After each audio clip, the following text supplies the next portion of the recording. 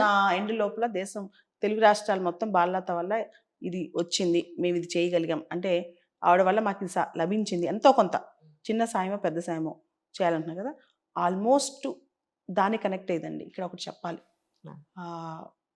మా బ్రదర్స్ ఉన్నారు Lloyd group, మీకు ఎక్కువ బయటికి రారు, కనిపించరు, మన తెలుగువారే.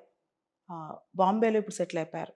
బాపట్ల జిల్లా ఇంకొల్లు దగ్గర గొనసపూడి ఈ ప్రాంతాలకు చెందిన వాళ్ళు అయితే చాలా చిన్న స్థాయి నుంచి అంటే మామూలు మధ్యతరగతి కుటుంబాల నుంచి వచ్చి లాయిడ్ గ్రూప్ అని స్థాపించి ఇప్పుడు అంచెలంచెలుగా ముందుకు తీసుకెళ్ళి చాలా వేల కోట్ల టర్న్ ఓవర్ అనే కంపెనీగా చేశారు. దానిలో విక్రమ్ నారాయణరావు గారు, విక్రమ్ అజయ్ గారు, ఫణీంద్ర గారు, మురళి గారు, నలుగురు ఉన్నారు. నలుగురు నాకు బ్రదర్స్ లాంటి వాళ్ళు. వాళ్ళందరి కోరిక, ముఖ్యంగా విక్రమ్ నారాయణరావు గారు కావచ్చు, వీళ్ళందరి కోరిక ఏంటంటే ప్రస్తుతానికి ఈ భారతదేశాన్ని పూర్తి స్థాయిలో అభివృద్ధి చెందిన దేశంగా చేయటం ఆయన కళ. ఇక్కడ తరతరాలుగా మన దేశం అనేది అభివృద్ధి చెందుతూనే ఉంది, కానీ అభివృద్ధి చెందిన దేశంగా తయారు చేసే దిశగా మన దేశాన్ని మార్చాలంటే యువత చాలా ఇంపార్టెంట్ అని సార్ నమ్ముతారనమాట విక్రమ్ నారాయణరావు గారు. ముందుగా ఆయన తన ఊరిని మార్చి చూపించారు. వాళ్ళ ఊరు ఇంకొల్లు దగ్గర గొనసపూడి అని చెప్పి, అక్కడ అన్నామృతం అని చెప్పి ఒక కాన్సెప్ట్ తీసుకొచ్చారండి. ఎవరైతే అక్కడ భార్య లేని భర్తలు ఉంటారో, డబ్బులున్నా సరే వండుకోవడానికి కష్టం అవుతుందో, లేదా వృద్ధులు ఉంటారో, పూర్తి స్థాయిలో అక్కడ ఉచిత భోజనం. భోజనం అంటే మేడం ఇంట్లో మీరు నేను చాలాసార్లు భోజనం చేశాను, మా ఇంట్లో మీరు భోజనం చేశారు, కానీ మన ఇద్దరు ఇళ్ళ కన్నా ఆ అన్నామృతం దగ్గర వెరైటీస్ ఎక్కువ ఉంటాయి. మనకి మనమన్నా 2 కూరలు అన్నదానంలా కాదు కాదు, పొంగలు పెట్టినట్టు కాదు, సంథింగ్ అన్ని ఇంకా కంప్లీట్ గా అన్ని రుచులు ఉంటాయి దానిలో. ఈవెన్ పెరుగు కూడా, పాలు కూడా తెచ్చి తోడేస్తారు, కప్పు పెరుగు. వైపు వెళ్ళినప్పుడు మరి మాకు చూపించాలి, అసలు మీరు భోజనం చేయాలి, రావాలి ఖచ్చితంగా. అది మార్నింగ్ పెట్టిన అంటే ఉదయాన్నే పెట్టిన కూరలు సాయంత్రానికి కూడా ఉంచరు, ఈవినింగ్ మళ్ళీ సపరేట్ గా. ఇలా మధ్యాహ్నం డిన్నర్ కూడా పెడుతున్నారు. డిన్నర్ కూడా 11:30 కల్లా భోజనం, ఈవినింగ్ 7 కల్లా డిన్నర్ అనమాట. ఒకవేళ కనుక భోజనం చేయడానికి అక్కడ దాకా వెళ్ళలేని పరిస్థితి ఉన్నా ఫోన్ చేసిన వాళ్ళ ఇంటికి పార్సల్ వస్తాయి. అన్నామృతం ఈ కాన్సెప్ట్ పేరు మ్యామ్. మీరు ఒకసారి రండి, చూడండి, భోజనం కూడా రుచి. అయ్యో నేనే వచ్చి దగ్గరుండి కవర్ చేస్తాను ఖచ్చితంగా. అలానే ఆ ఊర్లో గొనసపూడిలో అందరికీ ఎవరికైతే ఈ డయాబెటీస్ కానీ, బ్లడ్ ప్రెషర్ కానీ, పెద్దవాళ్ళు కామన్గా ఈ మధ్య వచ్చేస్తున్నాయి కదండి, అందరికీ కూడా మెడిసిన్స్ ఫ్రీ అనమాట అక్కడ. ఇలా ఆ ఊర్లో ఈవెన్ పిఎం సూర్యఘర్ యోజన అని చెప్పి మనకి సోలార్ ప్యానెల్స్ పెట్టిస్తారు కదా, రెన్యూబుల్ ఎనర్జీ, దానికి సంబంధించి కంట్రిబ్యూటరీ ఫండ్ కూడా విక్రమ్ నారాయణరావు గారు వేయించి మొత్తం ఆ ఊర్లో కంప్లీట్గా ఈవెన్ శానిటేషన్ ఏదైతే స్వచ్ఛ భారత్ ఉందో మన మోడీ గారి కళ, దాన్ని కూడా ఆ ఊర్లో పూర్తి స్థాయిలో చాలా మంది పెద్దవాళ్ళు ఉంటారు, అలవాట్లు మార్చుకోలేరు, వాళ్ళు కూడా బిహేవియరల్ చేంజ్ తీసుకొచ్చారనమాట. ఇటువంటి అన్నీ కూడా జరిగాయి. కానీ ఆ సార్ గారి కోరిక ఏంటంటే, విక్రమ్ నారాయణరావు గారి కోరిక కేవలం వాళ్ళ ఊరు కాదు, ఆంధ్ర తెలంగాణ కూడా అదే స్థాయిలో బాగుపడాలి, దేశం మొత్తం ధనికం అవ్వాలి అని చెప్పి. అదే మన మోడీ గారు వికసిత్ భారత్ కలతో ఆల్మోస్ట్ సింక్ అవుద్దనమాట. ఇప్పుడు దానికే వస్తున్నాను, ఆయన వికసిత్ భారత్ అన్నారు, మీరు ధనిక్ భారత్, నారాయణరావు గారు ధనిక్ భారత్ అన్నారు. అవునండి. సో నేను ఏదైతే అనుకున్నాను, నేను మీతో చాలాసార్లు డిస్కస్ కూడా చేశాను, మేడం నాది ప్రస్థానం ఓన్లీ సివిల్స్తో ఆగిపోకూడదు, ఇంకా పెద్ద పనులు చేయాలి అని. గుర్తుండే ఉంటుంది మీకు.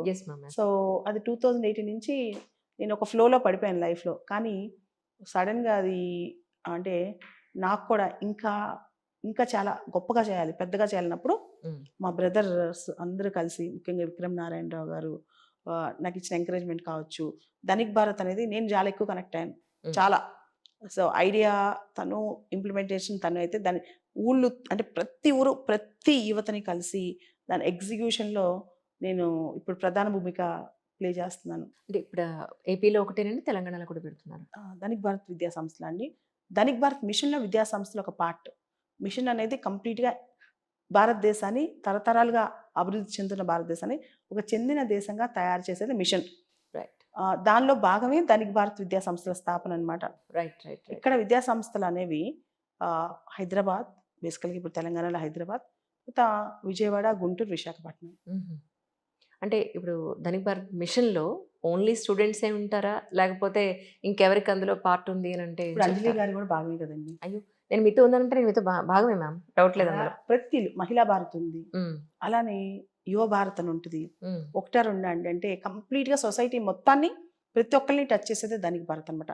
ప్రతి ఒక్కళ్ళు సమాజానికి వాళ్ళు చేసే కృషి అంతటిమే ధనిక్ భారత్ అన్నమాట. రైట్. ఇక్కడ ఒకటి చెప్తాను అంజలి గారు. ఇప్పుడు మన దగ్గర నుంచి చాలా మంది చదువుకుంటున్నారు. బాగా చదువుకున్న యువత ఎక్కడికి వెళ్ళిపోతున్నారు? దేశంలో ఉన్నారా? దేశం వెళ్ళిపోతున్నారు కదా, దేశం దే- వదిలి వెళ్ళిపోతున్నారు. వెళ్ళిపోతున్నారు కదా.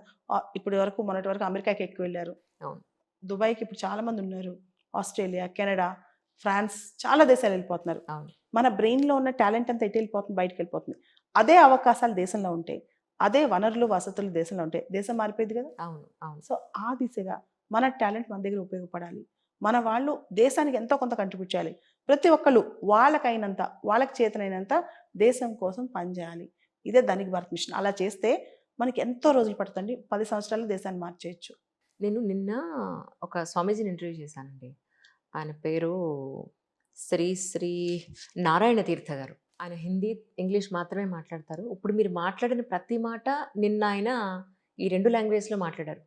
అంటే ఎంత దగ్గరగా ఉంది చూడండి మీ విజను.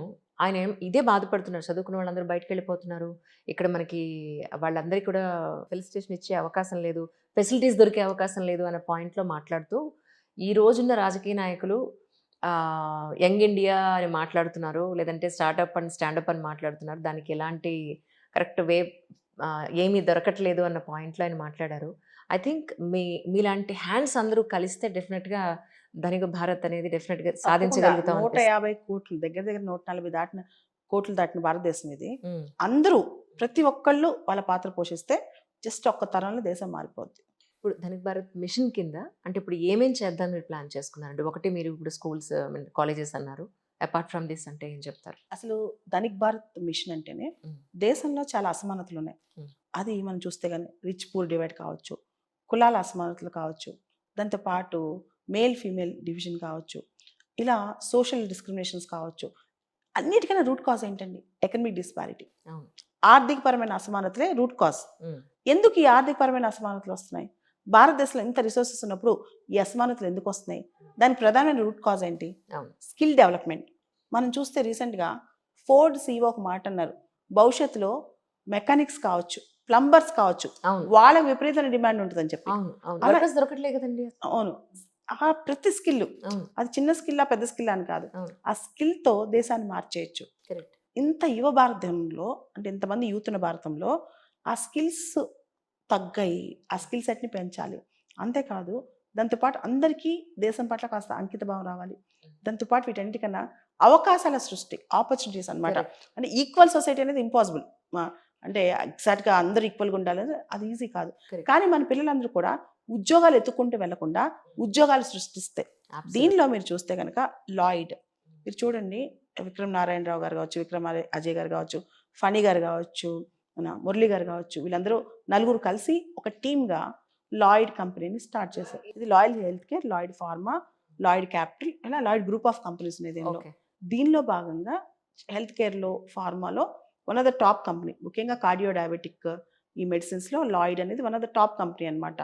యాక్చువల్లీ మీకు తెలుసు కదా, భారతదేశంలో ఫార్మా రంగంలో ఉన్నంత డబ్బులు ఇంకే రంగంలో ఉండవు. అవునండి. మీరు ఒకసారి చెక్ చేసిన అర్థమవుతుంది. అందరు టాప్ రిచెస్ట్ పీపుల్, మీరు శాంతా బయోటెక్ తీసుకోండి, కంప్లీట్ గా చాలా కంపెనీస్ లో అక్కడ అయ్యే రిచ్ కంపెనీస్. అలాంటప్పుడు ఈ మొత్తం పక్కన పెట్టి ధనిక్ భారత్ మిషన్ అనేది స్టార్ట్ చేస్తుంది లాయిడ్ గ్రూప్, విక్రమ్ నారాయణరావు గారు అండి. సో ఈ మిషన్ లో సార్ జీవితం కూడా ఒక ఆదర్శం. లాయిడ్ గ్రూప్ లో ఉన్న టీం మొత్తం జీవితం ఒక ఆదర్శం. ఇదేంటో ఒకసారి చెప్తాను చూడండి ప్లీజ్. 2011లో ఆ టైంలో చిన్న చిన్న జాబ్స్తో స్టార్ట్ అయ్యి మనలాంటి కుటుంబాలే వాళ్ళే కూడా అక్కడి నుంచి స్లోగా డెవలప్ అయ్యి ఇప్పుడు లాయిడ్ ఫార్మ్ అనేది one of the top company.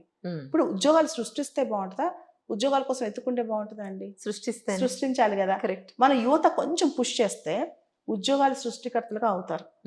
ఉద్యోగాలు అనేవి చాలా ఎంతో మంది క్రియేట్ చేయగలరు. మన పిల్లలు ఎలా అయిపోయారంటే, ₹1,00,000 ఉద్యోగం ఎక్కడ దొరికిద్ది, 2 లక్షల ఉద్యోగం ఎక్కడ దొరికిద్ది, అక్కడ జాబ్ సెక్యూరిటీ ఉంటుందా, ఇంత ఆలోచిస్తారు. కానీ మనమే ఉద్యోగాలు సృష్టించాలని ఆలోచించరు, రిస్క్ తీసుకోవడానికి భయపడతారు. అలాంటి భయం లేని యువతని క్రియేట్ చేయటమే ధనిక్ భారత్ విద్యా సంస్థల యొక్క లక్ష్యం. అంటే నువ్వు అనుకుంటే ప్రపంచాన్ని జయించవచ్చు, నువ్వు అనుకుంటే ఏ రంగంలోకి వెళ్ళినా నెంబర్ 1 అవ్వచ్చు. అలాంటి నాయకత్వం అంటే రాజకీయాలు మాత్రమే కాదు, అది సోషల్ ఎంటర్‌ప్రెన్యూర్‌షిప్ కావచ్చు, ఒక మంచి ఇలాంటి ఫార్మా కంపెనీ కావచ్చు అని. ఇక్కడ మేము ఒక కొత్త కాన్సెప్ట్ అనమాట, Dhanik Bharat launch pad. Dhanik Bharat launch pad అంటే మామూలుగా మీరు అడిగారు ఇందాక అన్ని కాలేజెస్కి మీ కాలేజీకి తేడా ఏంటి అని. ఉమ్, ధనిక్ భారత్లో ఏంటంటే పిల్లలుని ఇంటర్మీడియట్ అయిపోయిన తర్వాత వదిలిపెట్టం.